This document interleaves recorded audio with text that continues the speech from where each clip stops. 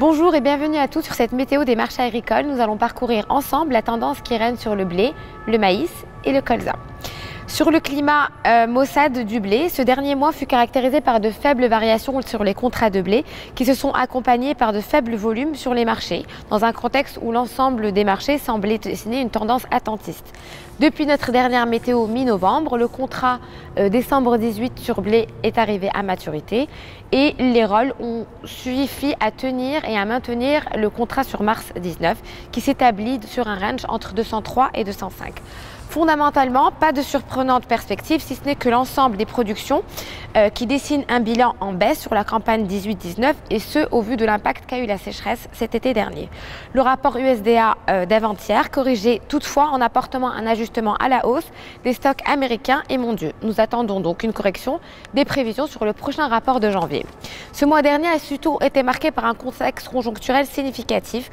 Au-delà de l'habituelle querelle commerciale entre la Chine et les États-Unis, le blé a également connu de récentes nouvelles concernant la production et la distribution des blés entre les principaux intervenants mondiaux.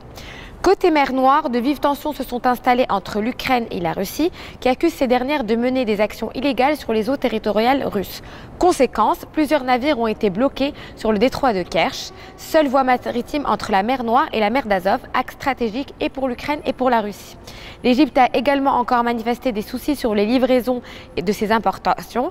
Le GASC, Autorité générale des approvisionnements égyptiens, n'a pas émis des lettres de crédit sur les 16 dernières cargaisons achetées récemment. La perspective de cette nouvelle année reste floue du point de vue fondamental. Si les enjeux sont clairs, le marché reste de plus en plus sous le coup de grandes décisions commerciales et des enjeux diplomatiques.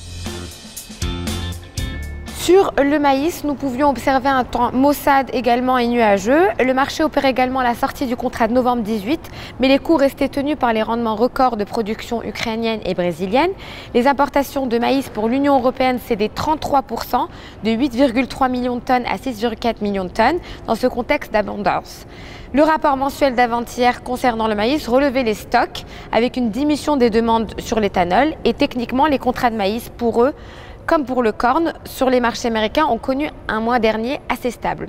Les cours ont consolidé sur les 175-177 € la tonne et les contrats de janvier et de mars suivent la même tendance. Le marché semble attentiste lui aussi de nouvelles perspectives et de débouchés sur le maïs.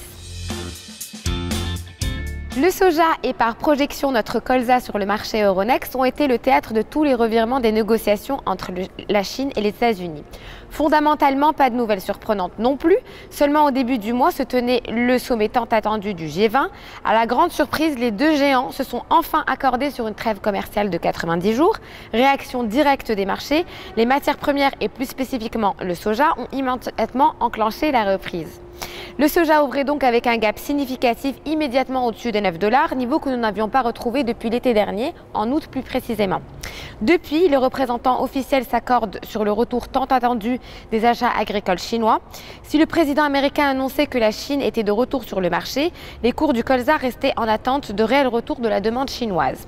Et ce n'est que ce matin que la Chine effectuait ses premiers achats importants sur le soja américain, depuis que le président Trump et son homologue chinois ont connu la trêve commerciale, soulageant enfin les agriculteurs américains qui peinaient depuis à trouver acheteurs à leur récolte abondante. Cet achat de plus de 1,5 million de tonnes de soja laisse entendre que la Chine respecterait les promesses tenues lors de cette trêve. Il va sans dire que le marché devrait embrasser cette nouvelle qui devrait alimenter les cours.